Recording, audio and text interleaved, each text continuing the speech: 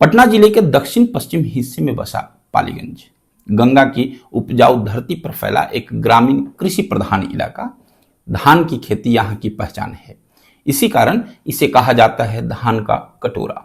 लेकिन इस कटोरे की मिट्टी में सिर्फ धान ही नहीं अपितु राजनीति की गहरी जड़ें भी बोई गई हैं।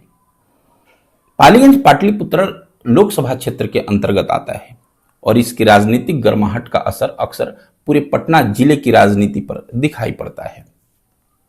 अब बात करते हैं इसकी ऐतिहासिक पृष्ठभूमि की। पालीगंज की राजनीति का इतिहास उतना ही पुराना है जितना बिहार की लोकतांत्रिक परंपरा।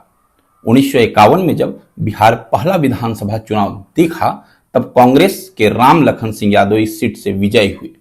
राम लखन सिंह यादव और चंद्रदेव प्रसाद वर्मा दो ऐसे नाम जिन्होंने दशकों तक इस क्षेत्र की राजनीति को परिभाषित किया। एक तरफ कांग्रेस की नीतियां, दूसरी तरफ सोशलिस्ट आंदोलन की लहर।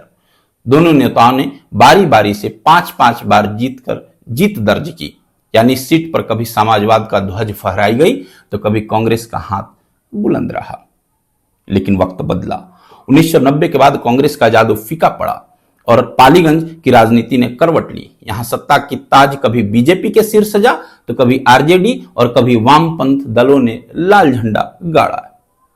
अब बात करते हैं यहां की हालिया राजनीतिक घटनाक्रम पे।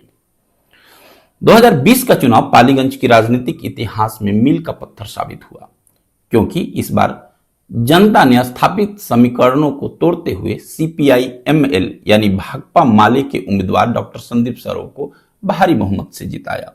उन्होंने जदयू के जयवर्धन यादव उर्फ बच्चा यादव के 30,915 वोटों के बड़े अंतर से हराया। संदीप सौरभ को मिले कुल 67,970 वोट, जबकि बच्चा यादव को केवल 37,002 वोट पर ही संतोष करना पड़ा।